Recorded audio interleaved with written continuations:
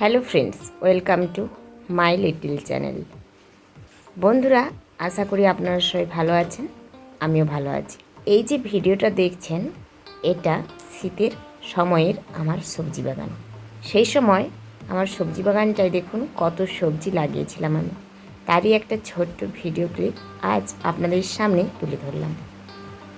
শীতের সময় গাছগুলোতে কিন্তু প্রচুর পরিমাণে জল দিতে হয়, কারণ ওই সময় তো বৃষ্টির দেখাই মেলে না। তবে এই সময় শাকসবজি এবং ফুল প্রচুর পরিমাণে হয়ে থাকে।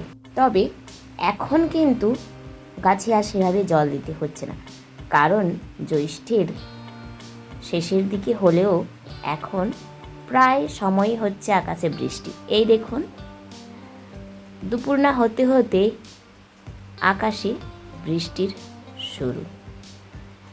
এখনও তো আষাঢ় মাসের শুরু হয়নি, তার আগেই প্রচুর বৃষ্টি দেখা মিলছে। আর এই বৃষ্টি হলে আমাদেরও একটু খুব ভালো লাগে, কারণ গাছগুলোতে আর আমাদেরকে জল দিতে হয় না। শীতের সময় প্রচুর পরিমাণে ফুল ও সবজি করলেও এখন কিন্তু গরমে সেভাবে ফুল আর নেই, অল্প কয়েকটাই গাছ রয়েছে। তার মধ্যে আবার এই যে পিস লিলির গাছটা দেখুন, কেন জানি না বৃষ্টির জল পেয়ে পাতাগুলো সব পচে যাচ্ছে। এদিকে ক্যাপসিকামের গাছগুলোও বড় হয়ে গেছে, ওগুলোকেও আমি লাগিয়ে নেব। আর এদিকে টবে কিন্তু লাগিয়েছি অনেক রকমের সবজির গাছ, এখানটা একটা বড় রাবার প্ল্যান্টের গাছ। আর এদিকে রয়েছে বিভিন্ন রকমের ইনডোর প্ল্যান্ট।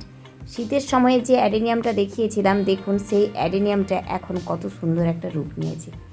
নার্সারি থেকে গাছটা 250 টাকা দিয়ে কিনে আনলেও তখন গাছটি খুব ছোট ছিল, এখন যার আকার একটি বড় গাছের সমান হয়ে গিয়েছে।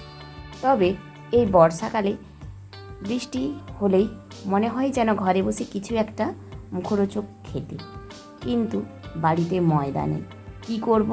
তাই অগত্যা দেখুন আজ আটা দিয়ে এগরোল বানালাম। যেভাবে আমরা ঠিক রুটি তৈরি করি সেভাবে করে রুটি করে সেটাকে দেখুন ডিমের মধ্যে দিয়ে একদম একই প্রসেসে এগরোল তৈরি করে নিলাম। খেতে কিন্তু মন্দ হয়নি, আপনারাও চাইলে বাড়িতে এভাবে বানিয়ে খেয়ে দেখতে পারেন। আসলে ছেলের জন্য প্রতিদিনই কিছু না কিছু তো খাবার বানাতেই হয়, আর খাবার তৈরির সময় আমি কিন্তু এরকম একটু এক্সপেরিমেন্ট করতে ভালোবাসি। মানে যখন যেটা মন চায় হঠাৎ করেই এরকম কিছু একটা বানিয়ে ট্রাই করে দেখি যে কীরকম স্বাদের হলো। ব্যাপারটা কিন্তু মন্দ না। গাছ লাগাতে যেমন ভালোবাসি, খাবার তৈরি করতে ভালোবাসি, আরেকটি আমার ভালোবাসার জিনিস হলো গল্প বই পড়তে ভীষণ ভালোবাসি। এই তিনটিই আমার ভালোবাসার প্রিয় জিনিস। তবে সবথেকে বেশি প্রিয় হলো গল্প বই পড়া। সারাদিন যদি বইয়ের মধ্যে মুখ গুঁজে থাকতে বলা হয়, আমি কিন্তু সেভাবেই কাটিয়ে দিতে পারি। একটা সময় ছোটোবেলায় এই গল্প বই পড়ার জন্য মায়ের কাছে কত বকুনি খেয়েছি, কত চোখ রাঙানি শাসানি খেয়েছি। পড়ার বইয়ের ভেতর গল্পের বইকে লুকিয়ে পড়তাম, সত্যিই চুরি করে গল্প বই পড়তাম। যাই হোক, আজকের মতো এটুকুই। আজ আসি, আবারও দেখা হবে পরবর্তী এক ছোট্ট ব্লগে। ততক্ষণের জন্য টাটা।